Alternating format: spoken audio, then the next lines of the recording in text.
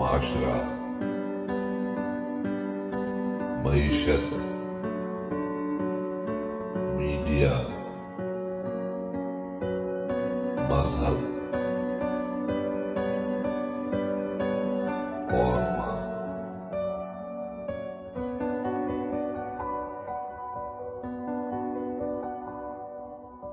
अस्सलाम वालेकुम। Channel M5 से नसरीन हुसैन परवेज़ आपसे मुखातिब है। जनाब इलेक्शन कमीशन को मज़ीद इख्तियारात दे दिए हैं।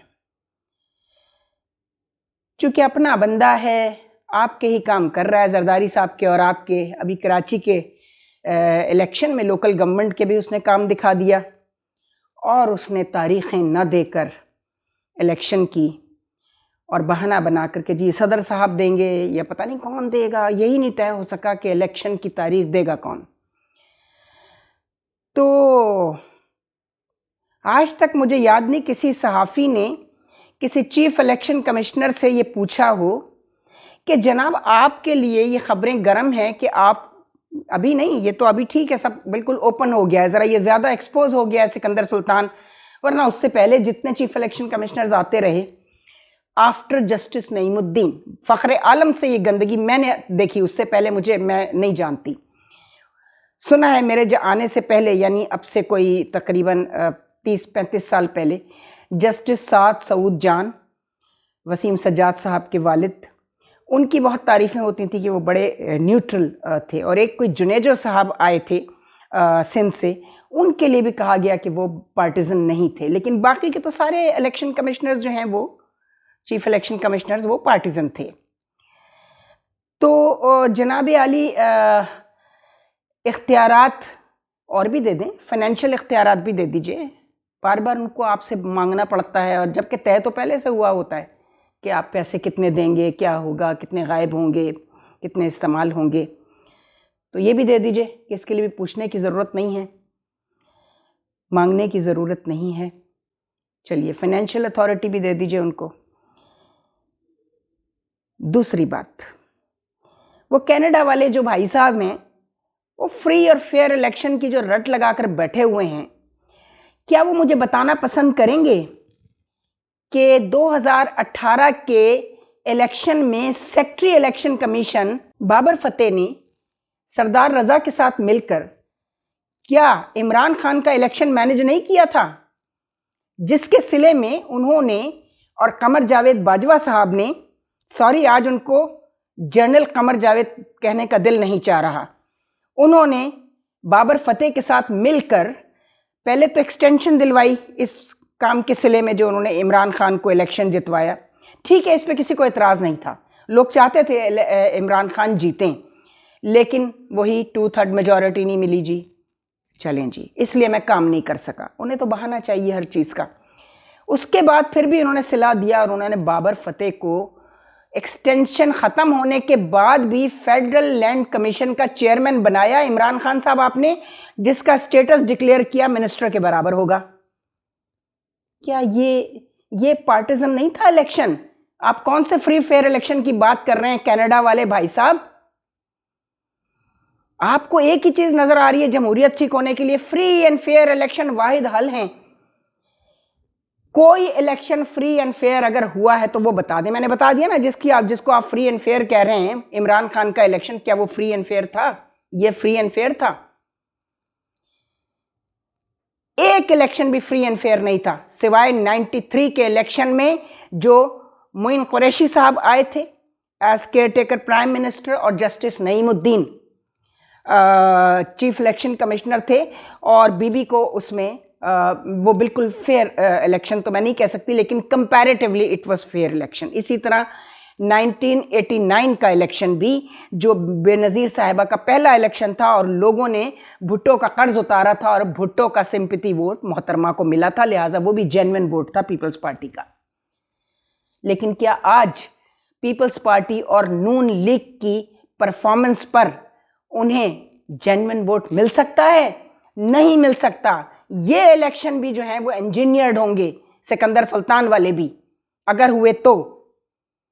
मैं कोई नजूमी या वो सैयारों का इल्म रखने वालों की तरह मैं सामिया खान नहीं हूँ, मैं प्रेडिक्शंस नहीं कर सकती, लेकिन मैं चाहती हूँ, ये मेरी ख्वाहिश है, मैं साफ कह रही हूँ, मेरी ख्वाहिश है कि अब इस मुल्क में सिर्फ सिलेक्शन हो, कोई इलेक्शन ना हो, क्योंकि इलेक्शन वहाँ होते हैं जहाँ जमहूरियत का और इलेक्शन का मतलब पता हो लोगों को। अल्लामा इकबाल ने कहा था ना, ये मगरबी जमहूरियत जो है इसमें लोगों को गिना जाता है, तोला नहीं जाता। और गिना किसको जाता है? भेड़ बकरियों को गिना जाता है। तो भेड़ बकरियों की तरह वो हम इस पर अब इतना बात कर चुके हैं बेनज़ीर इनकम सपोर्ट प्रोग्राम के लिफाफे पर, और करते रहेंगे। इसाक डार साहब बिल्कुल करते रहेंगे उस वक्त तक जब तक इस प्रोग्राम का नाम 2015 से मैं इस पर सैकड़ों क्लिप कर चुकी हूँ, वाई Benazir income support programme.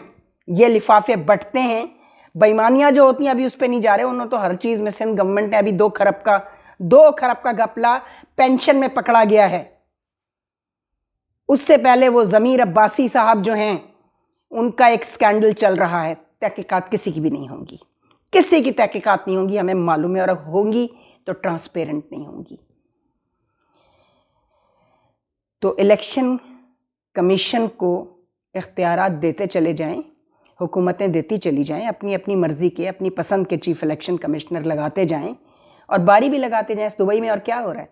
Dubai में बारी परी तो लड़ाई हो रही है, भाई तेरी बारी आ गई, अब मेरी बारी, मेरे बेटे की बारी है, और अगर नहीं तो फिर मैं प्रेसिडेंट तू प्राइम मिनिस्टर, या तू प्रेसिडेंट मैं प्राइम मिनिस्टर, मेरा बेटा। क्या हो रहा है ये सब कुछ? क्या लोगों को समझ नहीं आ रही? लोग पागल हैं। इसलिए मैं कहती हूं अब इस मुल्क में जूता उतरना चाहिए, और स्मूथ इकोनॉमी के लिए ये ज़रूरत है कि आप एक टेक्नोक्रेट्स की नेशनल गवर्नमेंट बना दें, कम से कम 5 साल के लिए, कम से कम 5 साल के लिए, ताकि कुछ इकोनॉमी को करार आए, को इकोनॉमी आपकी ठीक हो। वरना याद रखें, ये सारे लोग जिनको फ्री एंड फेयर इलेक्शन का दौरा पड़ रहा है ना, ये जो डायरिया हुआ इलेक्शन का, आपको कनाडा वाले भाई साहब, आपका नाम इसलिए नहीं लेती कि आपके जो दोनों नाम है ना, दोनों में से एक सिफत भी आप में नहीं पाई जाती, जो अब मुझे नजर आया है। अब सिलेक्शन होना चाहिए। वैसे भी इस्लाम में जो है, आपको मालूम है कि इस्लाम में इस तरह का कोई इलेक्शन नहीं है। इस्लाम में सिलेक्शन है, नॉमिनेशन होती है, थ्रू नॉमिनेशन शूरा होती है, और सिलेक्शन जब हो जाता है, नॉमिनेशन हो जाती है, तो लोगों से आपको कहा जाता है कि जी ये 2 लोग हैं, ये उस मेयार पे, हाकिम बनने के मेयार पे पूरा उतरते हैं, इन दोनों में से जिसको भी चाहें आप वोट देते हैं, जैसे ईरान में होता है। जनाब अली, ये मुसलमानों का मुल्क है, यहाँ मुसलमानों का मिजाज जो है वो आज के दिन तक बदला नहीं है, वो वही है 1400 बरस पुराना। इसीलिए इस्लाम ने सिलेक्शन की बात की है, और सिलेक्शन वो करे जिसके अपने हाथ साफ हों, जो खुद इंटरेस्टेड ना हो इख्तिदार में, वो सिलेक्शन करके लोगों को दे दे कि जी ये 2 लोग हैं, ये 2 पार्टियां हैं जो मेयार पे पूरी उतरती हैं हाकिम के, इनमें से अवाम जिसको चाहें वोट दे दें। ये तो कभी आज तक हुआ नहीं। दूसरे, सिस्टम ऑफ गवर्नेंस, इस पे भी हम बहुत क्लिप्स कर चुके हैं कि आपके यहाँ parliamentary system of government fail हो चुका है। इसको जितनी जल्दी तस्लीम कर लेंगे मुल्क के, स्टेट के हक़ में, वही अच्छा होगा।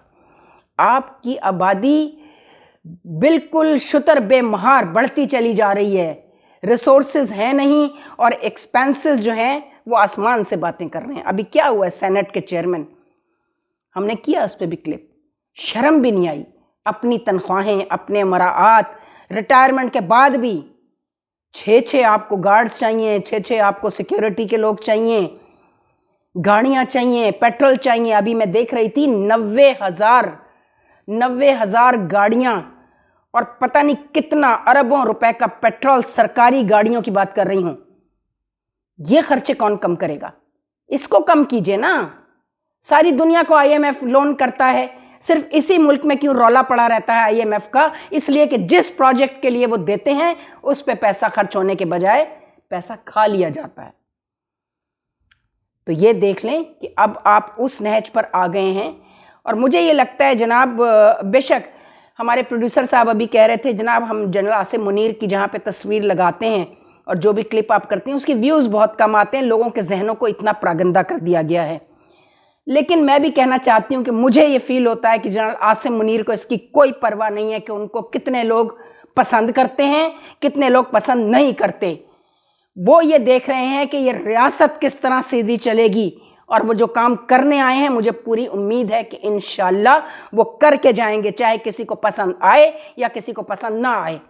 और उनकी पूरी टीम उनके साथ है और उनकी पूरी टीम ये काम करके ही जाएगी। इन 3 सालों के अंदर अगर कोई इनकलाब आएगा तो वो ये आएगा जो अब आपने प्रेस कॉन्फ्रेंस में DGISPR की सुना, उस तरह के सैकड़ों इक़दामात होंगे जिसमें करप्शन भी होगी। लेकिन ये पहले सरे फहरिस्त था, ये तरजीहात में शामिल था, ये जो कुछ हुआ है। अब करप्शन की बारी है, तो आप दिल थाम के बैठे सारे। वो जो दुबई में बैठे हुए बंदर बांट हो रही ना, तुम ये लोगे मैं वो लूँगा, तुम्हारी इतनी सीटें होंगी, मेरी इतनी सीटें होंगी उस जगह। और हमने पहले भी कहा था कि इन्हें ख़बर नहीं, नादानों को, कि वहाँ जुम्बिश कलम क्या है, वहाँ जुम्बिश नज़र क्या है। उस नज़र को पहचानते। ये जो प्रोपेगेंडा होता है ना, फलाना, वो एक हकीकत टीवी वाला भी बैठा हुआ है कि उरिया जान भी साहिब नज़र हैं और हारून रशीद भी साहिब नज़र हैं, उनके साथ साहिब नज़र लोग। कौन है वो साहिब नज़र? ये गुज्जर खान का प्रोफेसर रफ़ीक, ये साहिब नज़र है। लाहौल वाला क़ुव्वत, लाहौल वाला क़ुव्वत। और फिर प्रोपेगेंडा किया जाता है जी प्रोफेसर रफ़ीक जो है वो खाकियों का बड़ा फेवरेट है। कोई किसी का फेवरेट नहीं है। ये प्रोपेगेंडा भी इंशाल्लाह ख़त्म होगा कि कौन किसका फेवरेट है। और अब हमारी आर्मी को भी डिसाइड करना पड़ेगा कि वो इस तरह के प्रोपेगेंडे को भी लगाम डालें, लगाम डालें इसको। खुदा हाफिज़। सानाए हस्ती हम अपने आका को सुनाए जाते हैं, अफसानाए हस्ती हम अपने आका को सुनाए जाते हैं। उम्मीद लगाए